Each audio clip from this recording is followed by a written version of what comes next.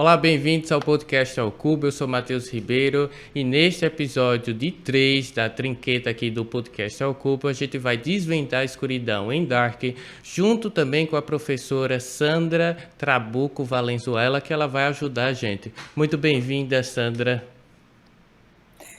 Tudo bem, Matheus? Tudo ótimo. Oi, gente. É um prazer estar aqui com vocês. Muito obrigada pelo convite, viu, Matheus? É um prazer estar aqui desvendando Dark. Com certeza. E assim como o Dark, a gente também tem a nossa trinqueta, né? E a gente vai ter 3 vídeos, eu e a professora também.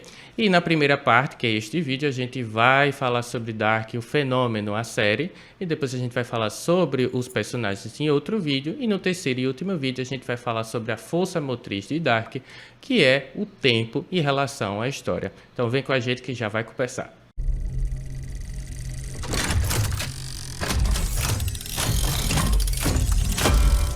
Então a gente vai começar sobre Dark, o fenômeno.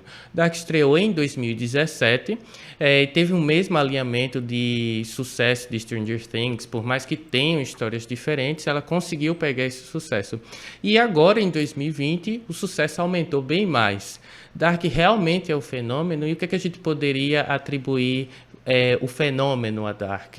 Por quê? Bom, podemos pensar que Dark, quando ele foi ao ar, né, no 1º de dezembro de 2017, muita gente assistiu o primeiro episódio e falou, nossa, é igualzinho a Stranger Things, né? Então tem aquela criança que desaparece, vai para os anos 80, tem uma música dos anos 80, então, puxa vida, é igualzinho. Não, né? Então, Dark é uma série que ela surpreende. Ela surpreende porque, primeiro, pelo ritmo que ela tem. Ela tem um ritmo muito diferente das séries norte-americanas, ela propõe uma reflexão também, o andamento diferente, então ela tem um tempo que é diferente, que você vai assistindo e vai tentando armar esse jogo. E você fica tão perdido quanto todos os personagens da série. É muito interessante a gente observar isso, né? Então, quando a gente fala dessa diferença de uma série para norte-americana ou uma série bastante popular de streaming, a gente fala sempre de ação intensa, vilão, heróis. Em Dark nós não temos nada disso. Então, é um fenômeno, porque é um fenômeno de público, justamente pela diferença, né, de narrativa que ele tem, e mesmo assim ela consegue, a partir dessa narrativa estruturada de uma forma, podemos dizer até um tanto cinema europeu e cinema de arte europeu, mais precisamente, ela consegue atrair o público. Eu vi muita gente na época que foi lançado, mesmo agora, pessoas que não assistiram Dark, que agora, por toda essa, enfim, por toda essa auê que estão fazendo em cima da série, com razão, porque ela é muito boa mesmo, mas começaram a me dizer, nossa, eu comecei a assistir, não gostei, ou achei muito difícil, ou achei muito lenta. O que eu posso dizer? Se você ainda não começou, vai até o final do 2º episódio, porque o primeiro episódio você termina e você percebe que você está perdido também. É no final do 2º episódio que tudo começa a fazer sentido. E a partir daí você não consegue mais deixar de assistir a série. Você quer saber o que acontece depois, né? Então, em termos de merchan, vamos dizer assim, né? Merchan não, mas de divulgação. Essa série foi conquistando o público muito mais através do boca a boca do que propriamente num investimento de divulgação amplo por parte dos meios de comunicação, do Netflix e tudo mais, né? Então, é muito interessante, porque ela é, assim, uma série que, se a princípio ela é para poucos, pela dificuldade narrativa que ela oferece, depois ela acaba conquistando as pessoas, de um a um. É isso.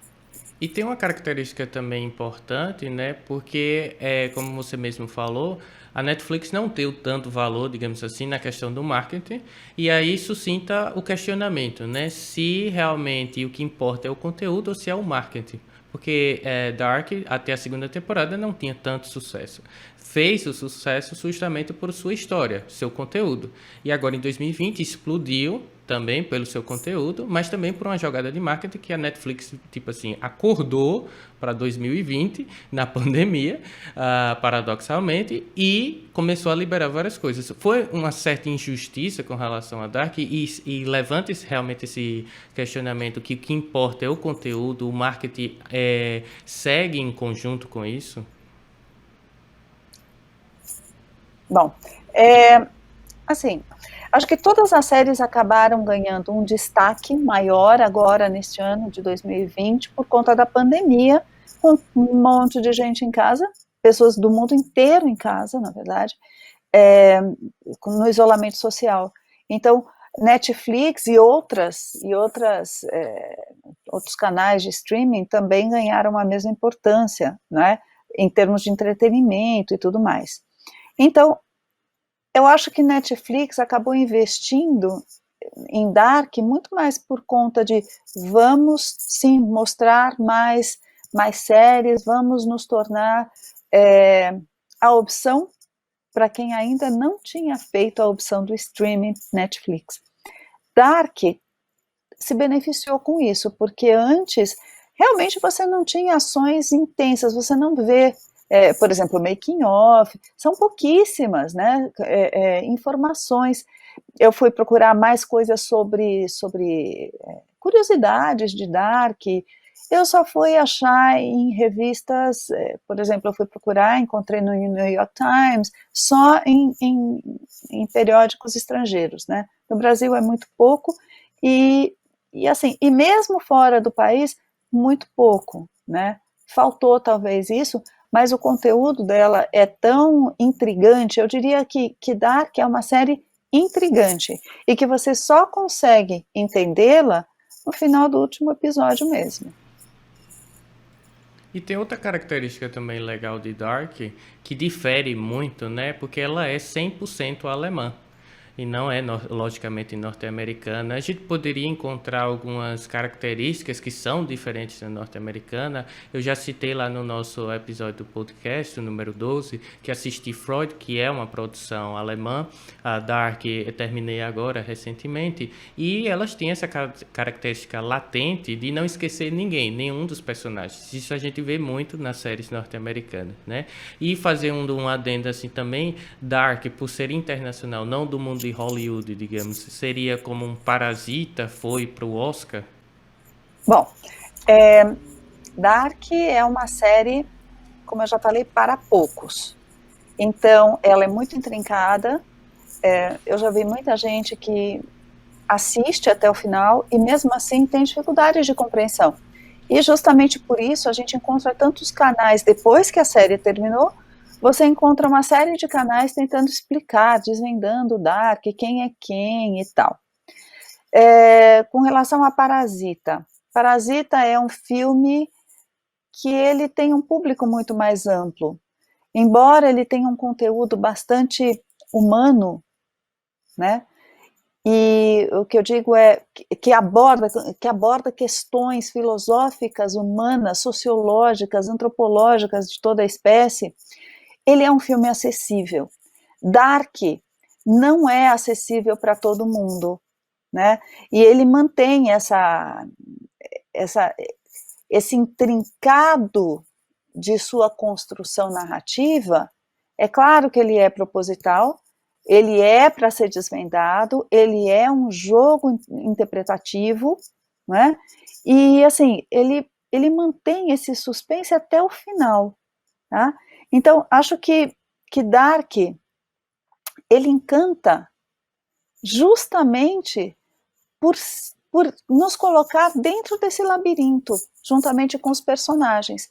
Acaba a segunda temporada, você está tão perdido quanto os personagens. Então, talvez o único momento em que você dê a mão para os personagens e siga em frente é o momento em que você se perde com eles.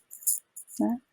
E algo bem citado nos seus artigos, professora, para quem tem curiosidade também, está no nosso post lá no nosso site, que é Podcast ao Cubo. Algo que você cita muito durante eles é a questão dos escritores, né, que são, um deles é o diretor também, de quem escreveu se inscrever, né, citando a questão da chuva, e também tem outros elementos que eles levam para a direção. Quais são os outros elementos que a gente poderia citar? Isso. Bom, para quem tiver interesse, né, o primeiro artigo que eu escrevi sobre Dark foi publicado no Intercom, né, o Matheus aqui, o pessoal do podcast vai disponibilizar para vocês. E ele é só a partir, eu só conheci a primeira temporada, porque ele foi publicado em 2018. E é interessante porque, relendo agora, depois de 2 anos de publicação e de apresentação em congresso e tudo mais, eu percebo que ele não perdeu a sua atualidade.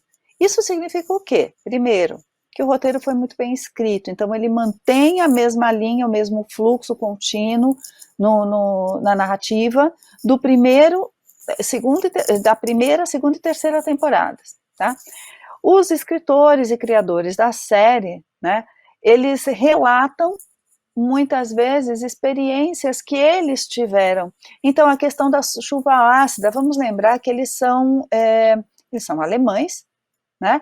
E eles viveram aquela experiência da chuva ácida ocorrida com o acidente da usina atômica de Chernobyl.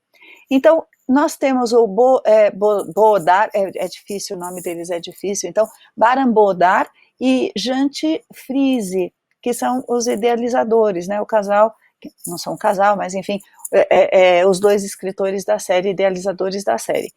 E o Bodar, né, ele também foi o diretor, e então, portanto, ele acompanhou o desenrolar, né, de cada cena, o que faz com que a série ganhe um atrativo ainda maior, ou seja, uma fidelidade absoluta à ideia inicial e ao roteiro, né? Isso é uma marca, porque dificilmente isso vai acontecer numa cena, por exemplo, numa cena da criação norte-americana, né, numa indústria produtora de séries nos Estados Unidos, por exemplo, né, isso é mais comum numa produção de menor porte. Então, quando você vê Dark ganhou uma dimensão talvez comparável a séries espanholas, por exemplo, né, como a gente pode pensar nas séries, por exemplo, naquela série do assalto ao banco e tudo mais, né, da Casa de Papel, em que, de repente, uma série que começou relativamente pequena, ela cresce, né, e aí e os autores ganham muito espaço. Se você for pensar nas coisas que eles contam, né, no roteiro, lembra lá na primeira temporada que tem o papel do chocolate, que tem os cantores, né, com os seus sucessos dos anos 80 e tudo mais, era uma época em que os autores da série eram crianças. Então, eu encontrei um depoimento deles, estava no New York Times, né, de 1917, e que eles contam que os pais proibiam que eles saíssem à rua, que eles não poderiam ir numa determinada loja comprar doces, porque eles diziam que eles poderiam morrer devido à chuva ácida ou à contaminação através do ar, por exemplo, né, da nuvem radioativa espalhada pelo acidente de Chernobyl, né, em toda a Europa, certo? Então você tem coisas também da vida desses roteiristas propostos na série. Muito bem, professora. Finalizamos o nosso primeiro vídeo, mas, novamente, né, como o Dark mesmo fala, o começo é o fim é o começo. Terminamos a primeira parte da nossa trinquetra, um nome bem difícil de falar. Triquetra. Exatamente. Triquetra. Isso, mas a gente vai continuar na parte 2 e na parte 3.